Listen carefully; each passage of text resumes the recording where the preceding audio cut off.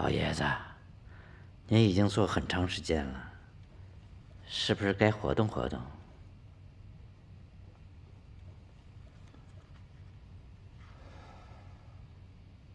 老爷，你说我这么做对不对呀？他这一走，就回不来了，对不对得起名义？我怎么都不知道了，现在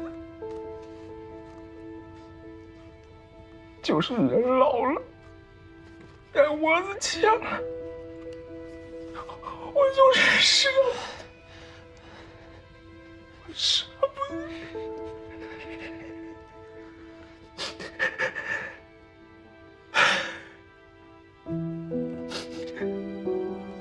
您保重。海哥，老爷子在休息，你稍等一下，我去通报一下。先去。哎。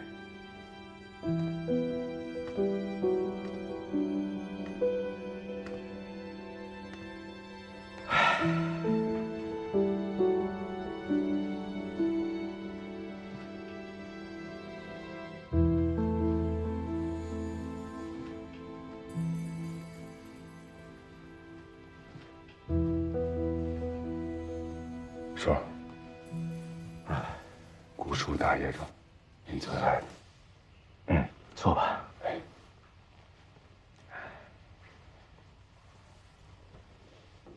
说，你还好吗？见风流泪，老了。我今天来想跟您请教一下，公司这么大的人员调整，为什么没有人通知我啊？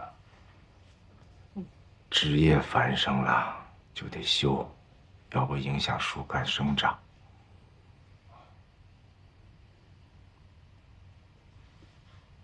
那小严跟顾笑，从销售部的时候开始就跟着我，一直到现在。您这么做，我还有留在公司的必要吗？枝叶能修，根儿不能动。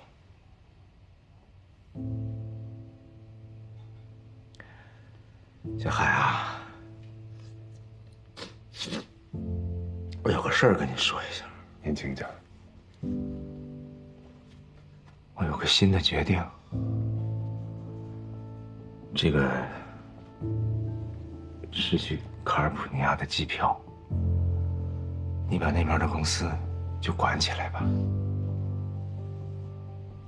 没我的消息，不要后悔。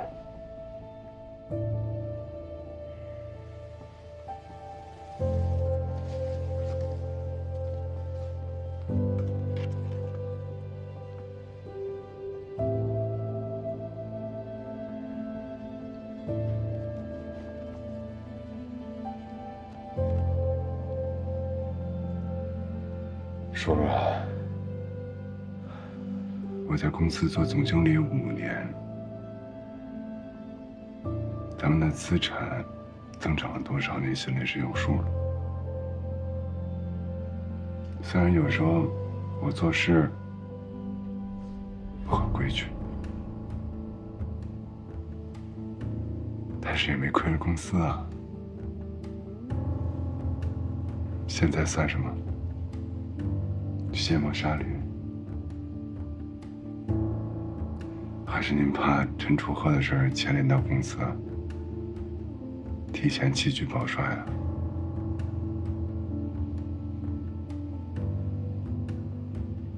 你以为我在乎的是你挪钱？公司财务那儿有我的人，你做了多少账，我心里清楚。我对你的底线，从来跟别人不一样。但是这次，孩子，你越线了。我到现在我都不愿意相信龙泉这个事情跟你有关。但是，我对樊家会有个交代。提前让你走，不是驱逐，你明白吗？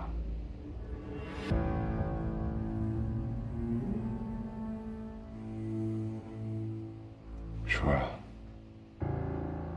如果说我的事儿靠离开是解决不了的，你还愿意再帮我一次吗？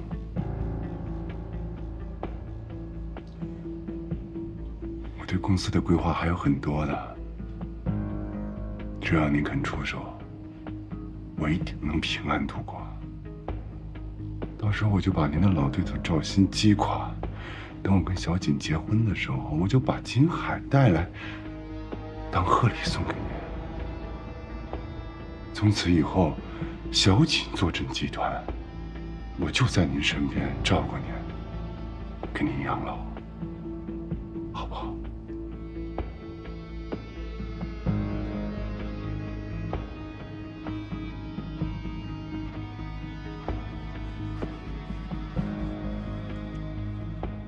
我还记得您刚带我到公司的时候，您跟我说：“小海啊，我对你会比对其他人苛刻。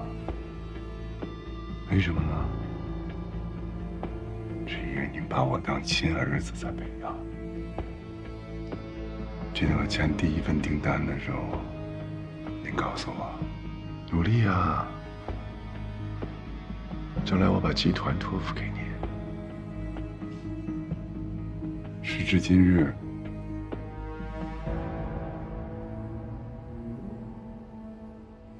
您一样也没兑现啊。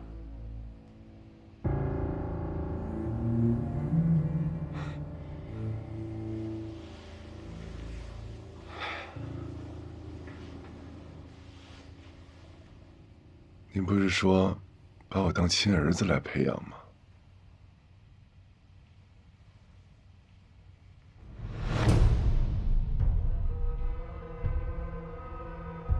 我现在喊您声爸爸，您答应吗？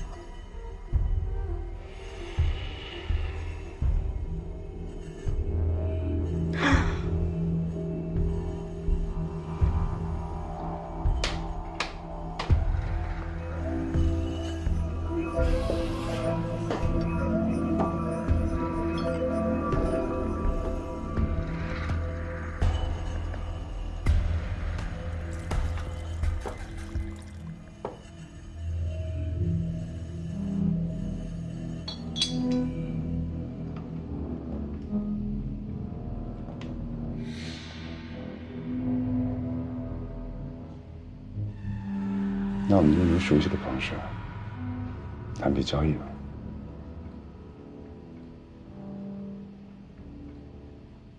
公司的股份我自然带不走，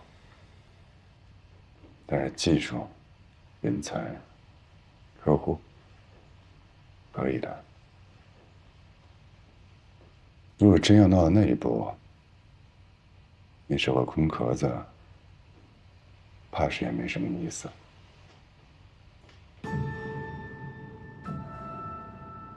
你还藏了这份心？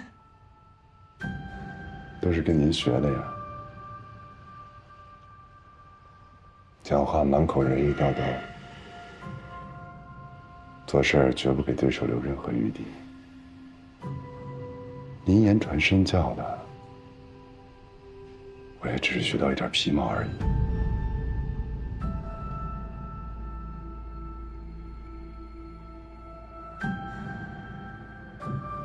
好吧，好吧，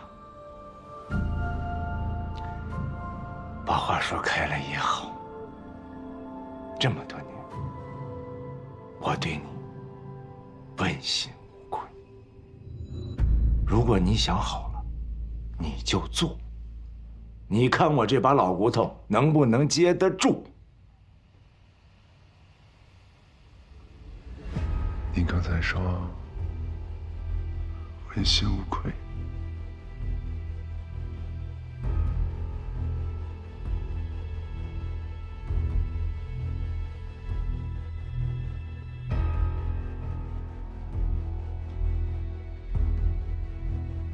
好啊。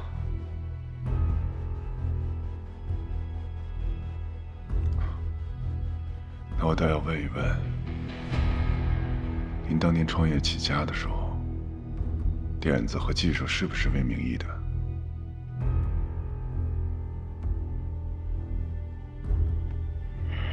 那他为什么后来他就从合伙人变成您的手下了呢？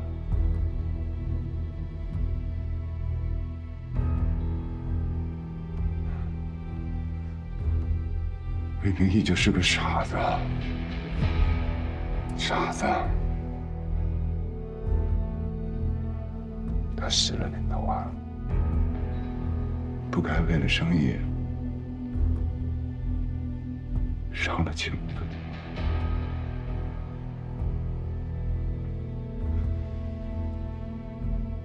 您是怎么做的？魏明义满身债的时候，怎么那么巧？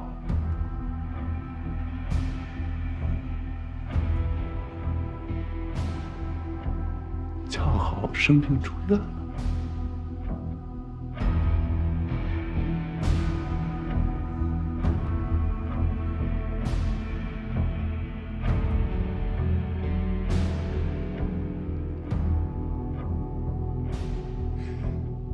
您知道那个时候的人怎么追债的吧？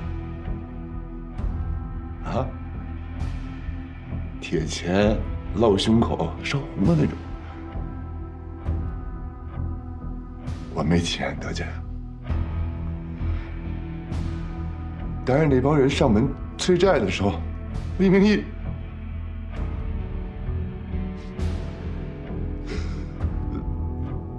会把我锁在房间里。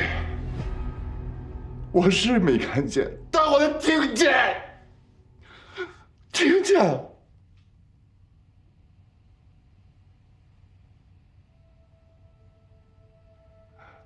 难怪你喜欢竹子呢，看着坚毅挺拔的，一身正气，里边是空的。您说？是不是挺虚伪的？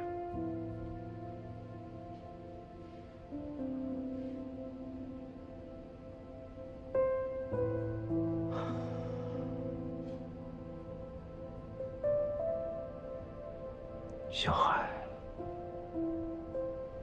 你刚到这儿的时候12岁，晴儿跟我说。你说李叔，我没有家了。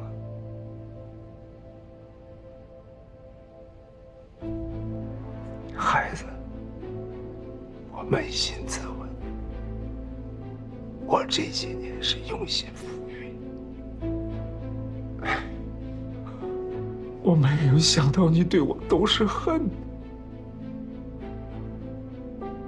你居然忍了21年。我本来是要把这个家都交给你的呀，小海。我跟魏明义，我有亏欠，但不是你说的这些。我和明义16年的情谊，不是你说的这一些。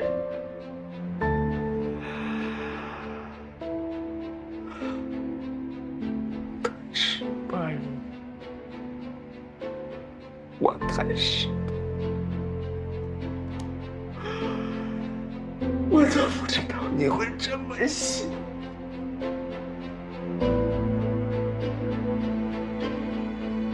孩子，咱俩的缘分就到这。这个今天，就到这儿。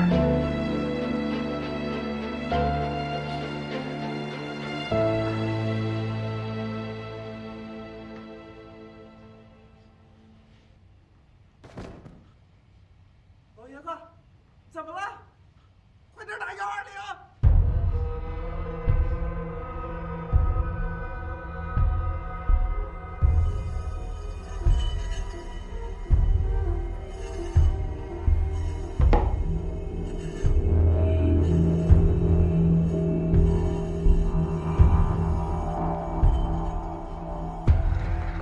好戏才刚刚开始，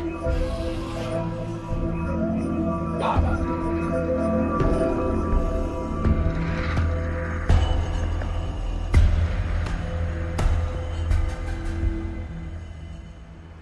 我真是后悔没早点报警。不过该说的都已经说了，笔录也做了，接下来的事儿就交给警察吧。不过当时我真没有听到什么特别的声音。这个焦爷真骄傲。昨天我托蔡一个人去跟车了，不过半路跟丢了。我怀疑你被绑架的地方，就是他们现在的窝点。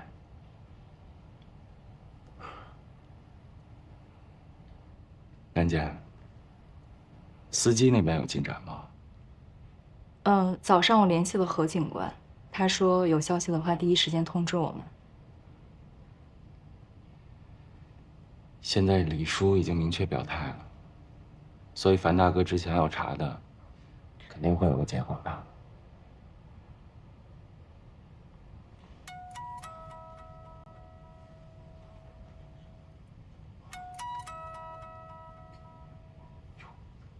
我接个电话，说。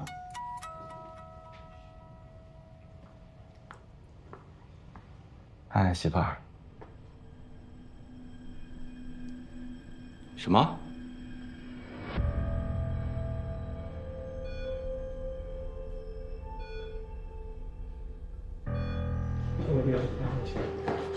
严叔来了。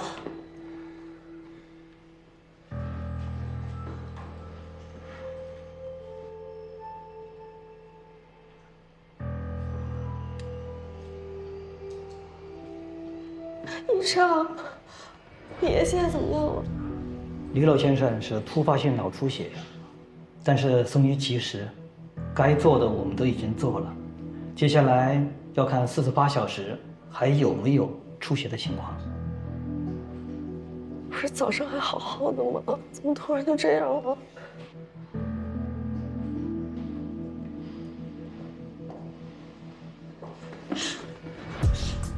媳妇儿，媳妇儿，媳妇儿。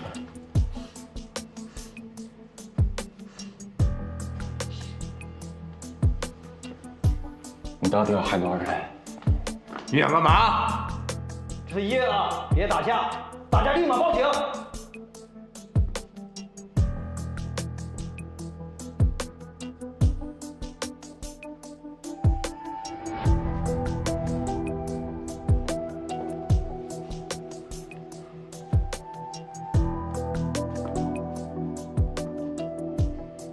你来的正好。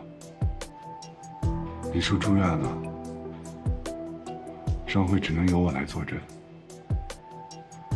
你回去告诉沈玉兰，矿区的开采权时限马上要到了，我需要一个准确的答复，你们做还是不做？我给你们的时限是明天，不然的话，我也只能找其他公司替换掉你们。叶静涵，你的时间不多了，好好珍惜现在的自由。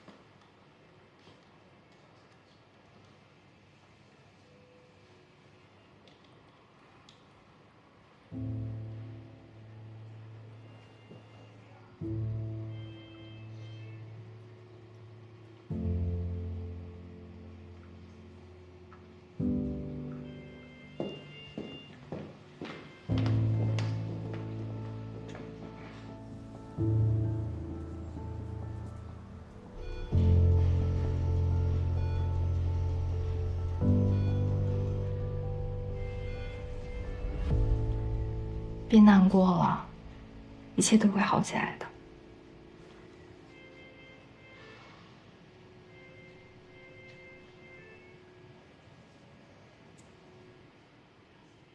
小弟，朱哥，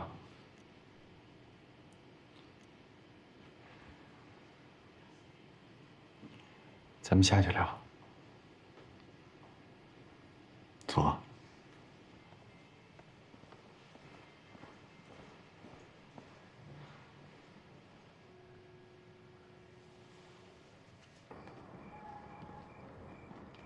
朱哥，兰姐意思你听了，我也是这个态度，咱没必要跟魏京海低头。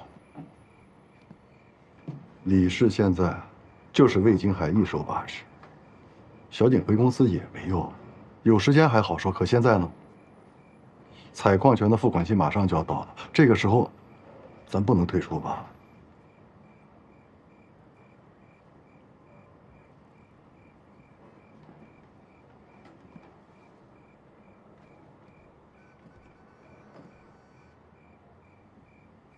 朱哥，有没有办法跟那边政府接洽上？我想做一个新的合资公司，跟魏京海重新竞标采矿权。重新竞标。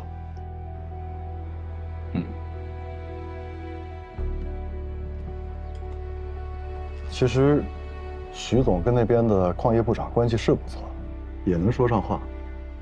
可现在你让他放弃跟李氏合作，我觉得不可能。再说了，没有李氏，咱们根本拿不出这么多钱。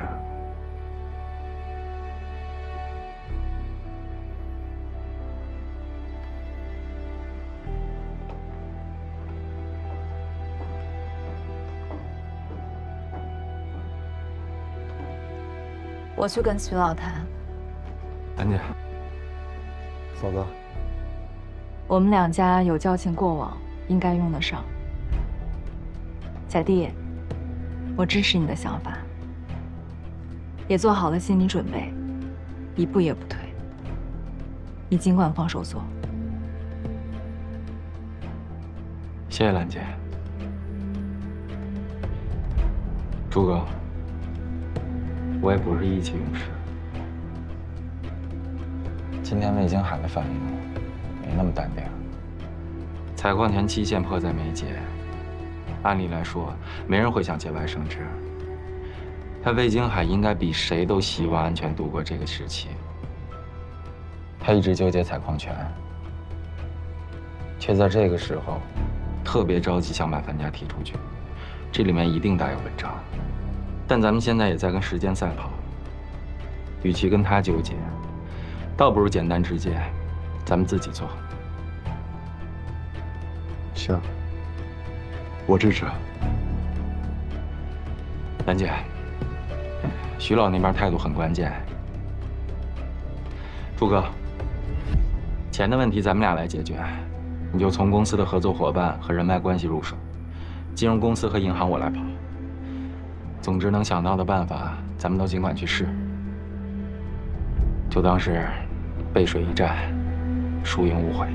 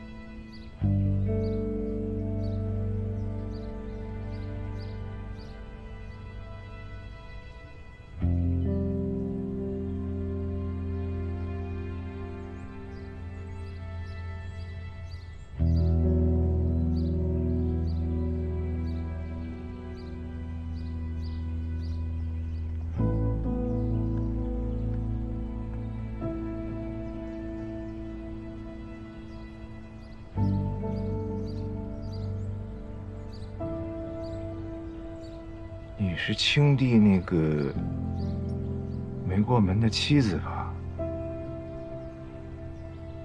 妻子就是妻子，我不需要陈家承认。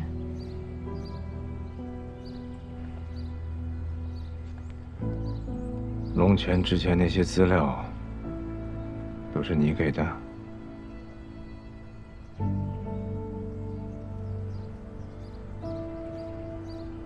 难得你有这份信，南山商会，谢谢你。谢就不必了。您身为南山商会的会长，放开权限清查内部，很难吗？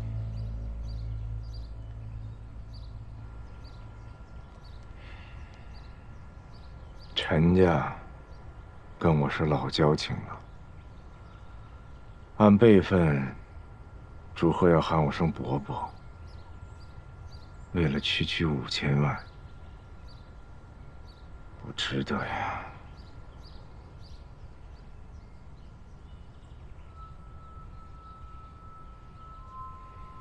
当初青帝被陈家当作私生子，不愿承认。投向您的时候，您一直打压他。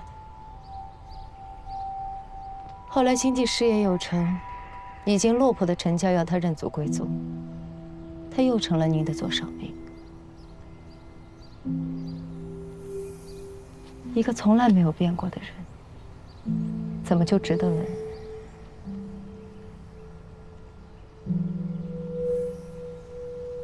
我和樊龙泉是萍水之交。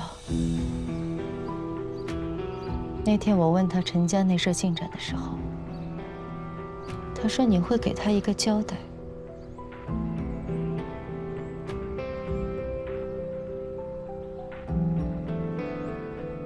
我觉得他真信了。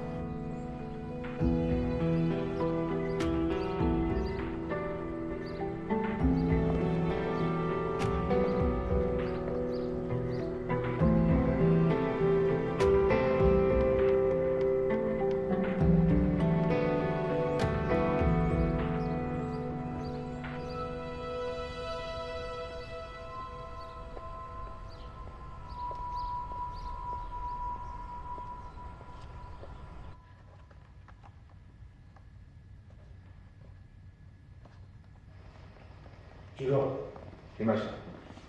徐叔，您来了，请上座。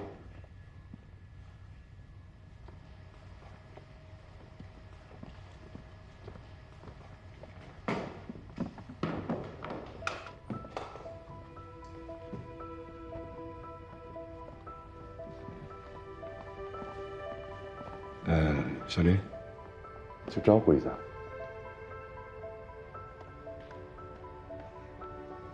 叔，您这是不喜欢啊？赶明儿我再给您挑两件别的，给您送家去。不用麻烦了，我对这些呀一窍不通。您对既然你找我，就直接谈事儿吧。好，其实找您也没什么特别的事儿，就是咱们那个矿区啊合资扩建的事儿。上次我听李叔说，本来想任命樊大哥当总指挥的，那我都准备好了，想去家里面去恭喜樊大哥。没想到，逝者已逝，咱们的路还得走下去。既然大家这个股份比例认购都已经敲定了，你看接下来是不是应该让大伙儿抓紧把这个款项落实了？你看，签完合同啊，就可以招商引资啊，是吧？这些事儿大家伙都得一起商量啊，总不能一直搁置着，总不是个办法。所以呢，我就想啊，就是能不能把大伙儿一块儿召集起来，合计合计。我记得你以前不抽雪茄呀。叔，我已经不是小孩子了，我现在有时候出去应酬，白酒都能喝上2杯啊，我长大了呀。你长大了，想当总指挥了吧？哎呀，那可不敢。开会是你的意思，还是李老的意思？这有什么区别吗？樊家发生这么大的变故，现在新董事长人选还没定，你要跟谁开会啊？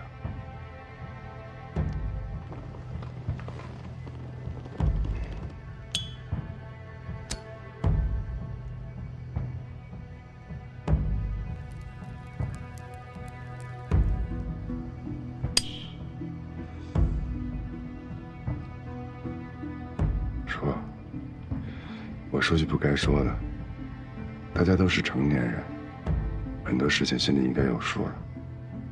嫂子常年在家，他们选一个董事长出来，应该不难。只是眼下，樊家人对我的误会太深了，像这种沟通的事情啊，我实在是不方便出面，所以想请叔叔您做个中间人，提前先说和说和。就是以免到时候开着会，闹得大家再不愉快。顺儿，你意下如何？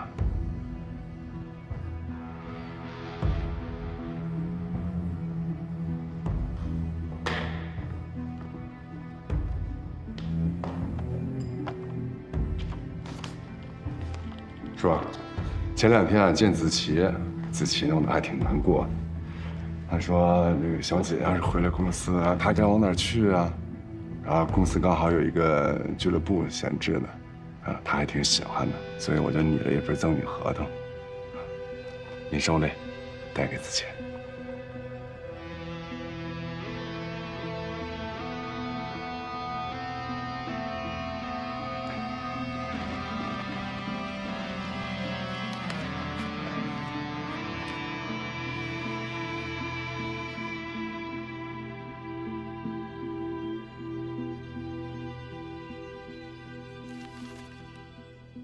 司机酒驾肇事，主动报警送医，就算是致人死亡，最多判3年。3年，要了樊大哥的命。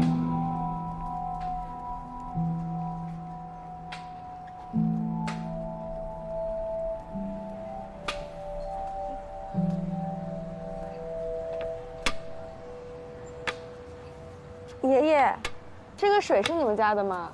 这多少钱一瓶？哦，1块。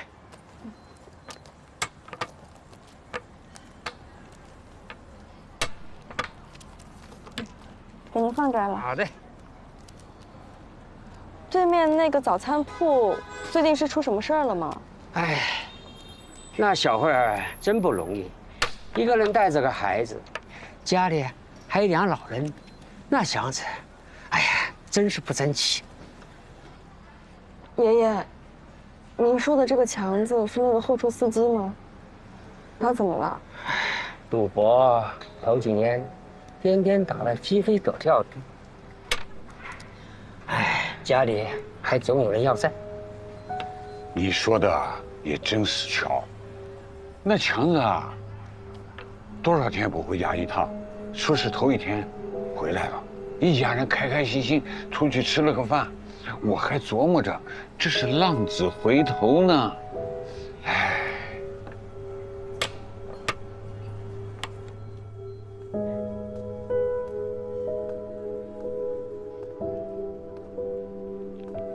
饭没了，只有粥了。哦，那帮我来碗粥吧。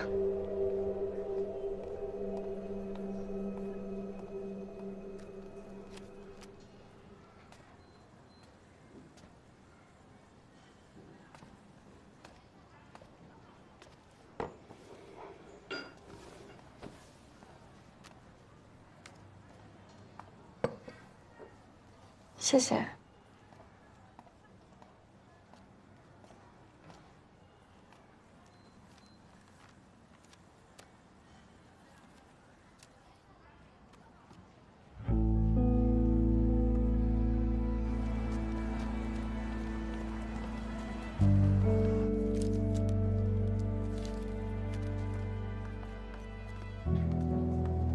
你好，你是徐志强的妻子王慧吧？我们是警察，想找你了解一些情况。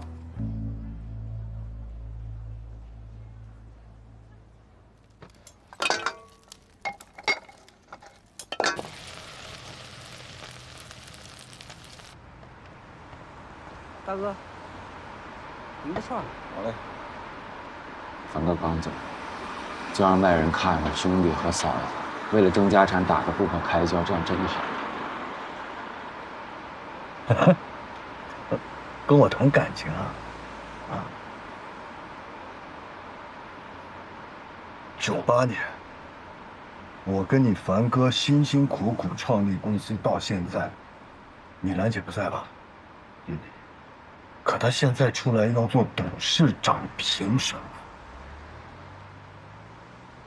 ？00几年的时候，大家都在抢地皮，都知道手上有现金是最重要的，时间就是金钱。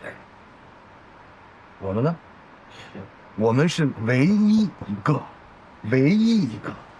要款项结清才可以做新项目的公司。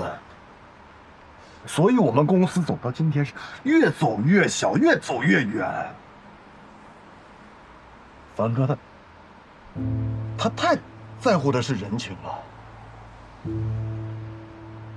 刘鑫就是一个司机都能当高管。我承认，凡哥是一个好大哥，也是一个好兄弟。家弟，我给人打了一辈子的工，我也想当老板。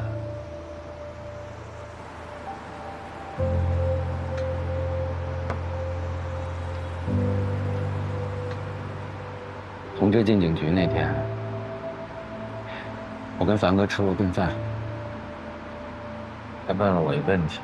他问我，你的理想是什么？其实我也不确定，我想了那么多天，还是确定不了。冠冕堂皇的，发自肺腑的，每一句话我说出来都没有他那天说的能打进我心里。所以朱哥，我不想让他说，我不想让那些真诚的、有血的、有良知的，在这个世道混，还能不玩脏心眼的人说。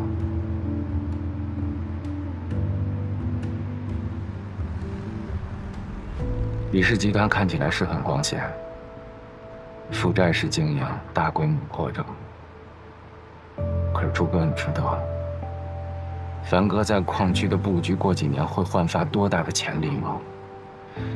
一个人能坚守自己的理想，把公司带到现在这个地步，有多不容易吗？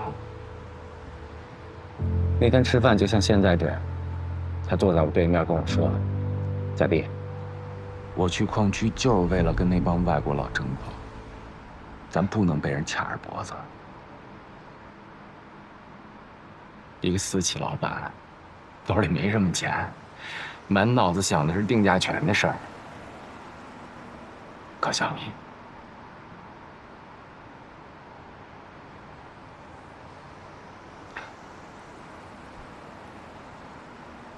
但是我信了。平路，我走到今天，就写俩字儿：情和义。你说我跟你聊感情，没错，因为在我心里，这比现实高贵多了。你可能会觉得我没实力，但是我就是要跟那帮人死磕到底，因为他们伤害到了我最在乎的东西。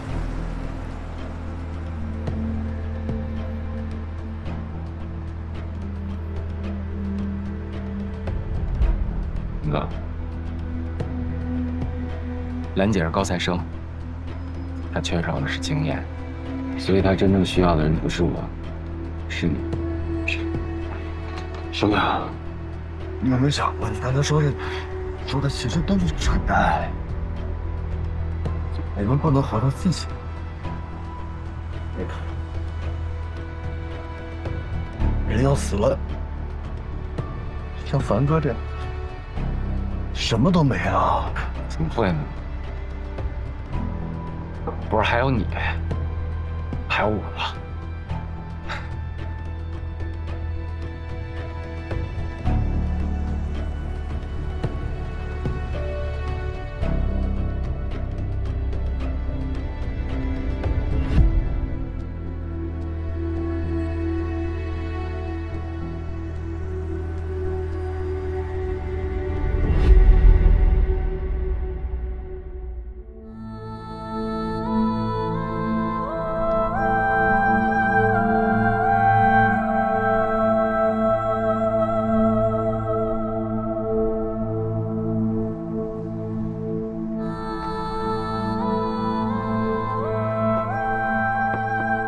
林哥，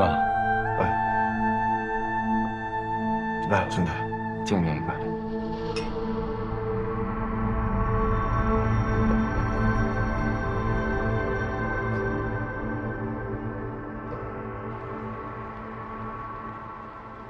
以后选董事长，那肯定是朱总啊。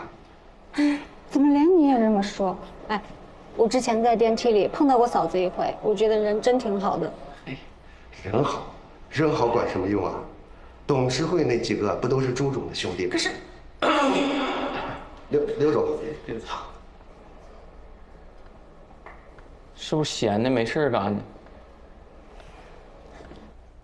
不就一司机吗？神气什么呀？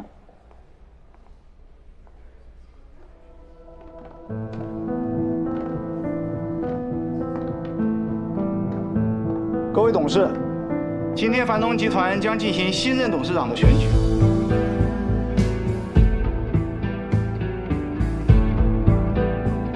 你不是提议要把矿区负责人的提名合并进去？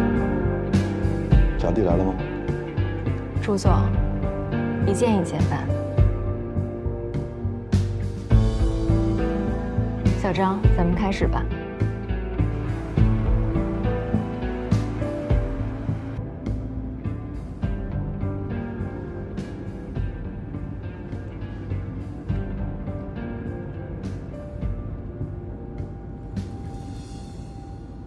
选举结果出来了吗？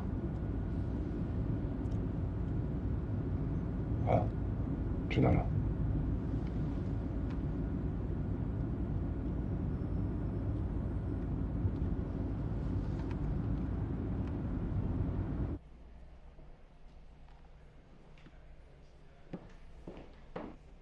法官。啊，不是，董事长。错的那版撤回来了，这是新公告，您看看。好，我知道了。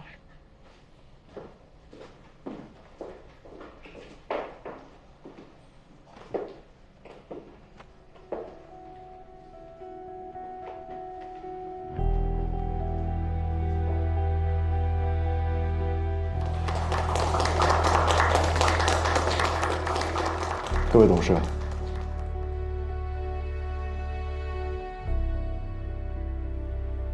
经过再三考虑，我决定退出本次选举。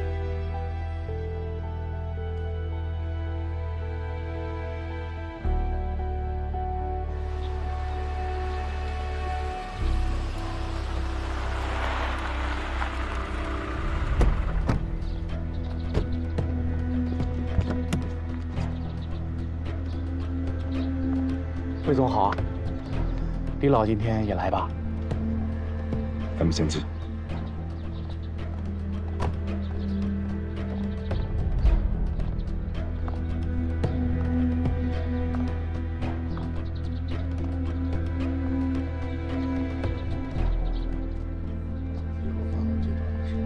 哎，金海，你来了，小哥，好久不见，司徒子，气色好呢，很好，请。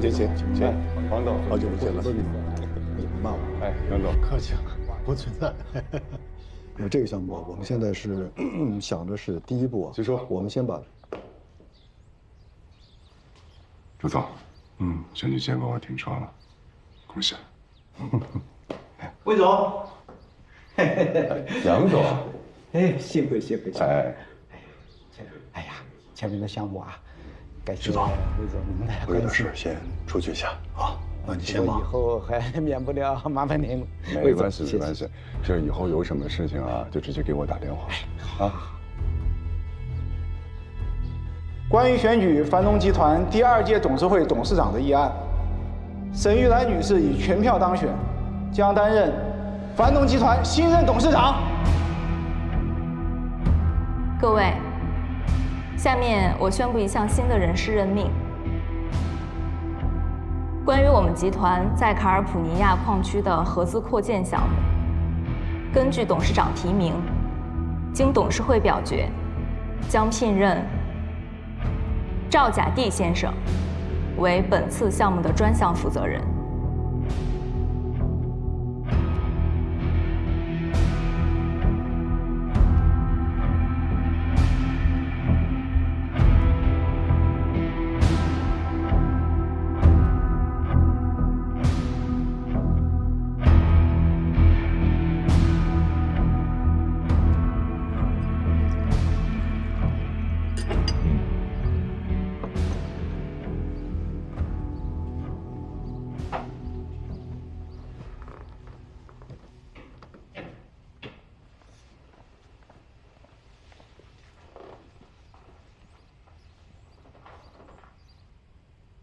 朱总，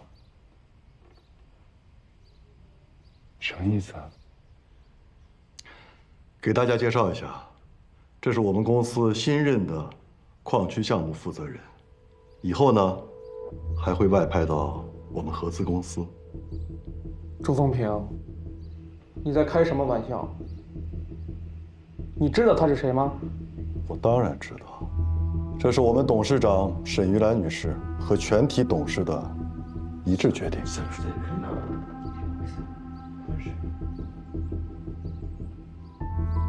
赵先生，你今天来是议事的，还是有别的事儿啊？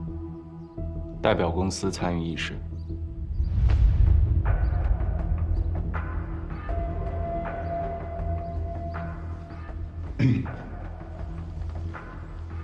在座的诸位都知道，我跟赵甲地之前有些误会。虽然他是赵鑫的儿子，但是樊龙泉樊大哥信任他，我也愿意相信他。赵总，我代表南山商会。叶京海，我来是以公司的名义提出罢免的议案，我手就不必了。朱国明，樊龙泉没了，我以为你脑子会聪明一点，这他妈是收益几百个亿！你嘴巴给我干净一点。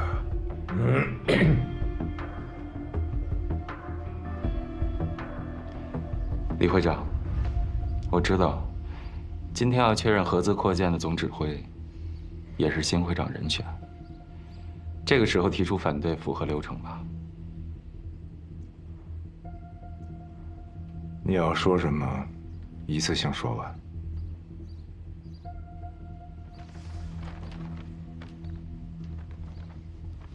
南山商会执行董事魏京海涉嫌走私，采购主管陈竹鹤是他帮凶，2人联手盗取公司财产，亏空合资公司。其他参与人员还有待排查。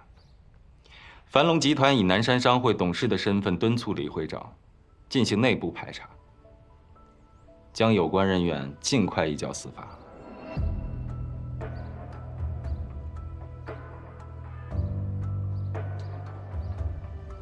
你说的这么肯定，有证据吗？樊总在生前曾多次要求清查老矿区账目，我们把他带回来的资料做了一个整理，主要问题在于内部审计徇私舞弊、账目作假、虚构库存和支出。2年前，一家注册在卡尔普尼亚矿区的公司，成功竞标了南山商会的外包业务，但这家公司是空壳公司，法人、老板都是陈竹鹤。具体信息就列在第8页第15行。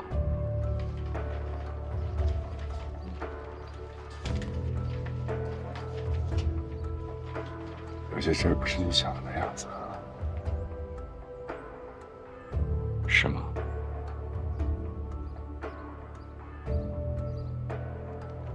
除了各位手中的资料，樊总的资料里还有一份录音文件，这是当事人的亲口证词。兄弟，你把钱收了，心放肚子里，这么多人参与，还能让你出事儿？陈总，我才刚出来，你这单太大了，我不敢接。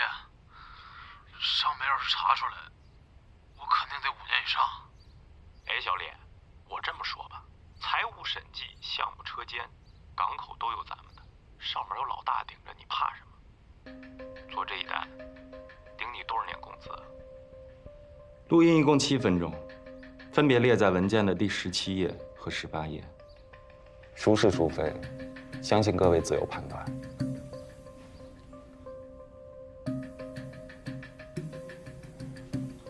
如此说来，你是帮我们发现了一个很大的漏洞啊！但是，这个事情跟我有什么关系？以陈竹鹤在合资公司的权限，他不可能打通这么多人。矿渣碎石在国内随处可见，而且价格便宜。你们非要花重金往回运。魏京海，你身为矿区的主管，却3番5次的出面协调帮他擦屁股，走私，还有那些脏事儿，你脱不了干系。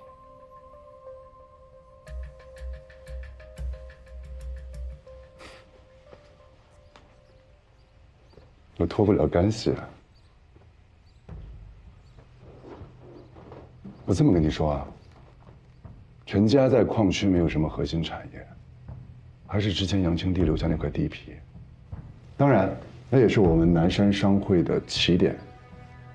我们李会长念及当年与杨清帝的情谊，我们这些做晚辈、做后辈的，自然也要跟上。我记得上次跟你说了，我跟陈竹鹤是结拜兄弟啊，你忘了？至于你说那些七七八八的，我不想跟你费什么口舌。关于矿区上面什么情况，在座的诸位哪一个人不比你清楚？你今天搞这么大的阵势，我理解，你是想替樊大哥讨一个说法，对吗？你跟樊大哥才认识几天啊？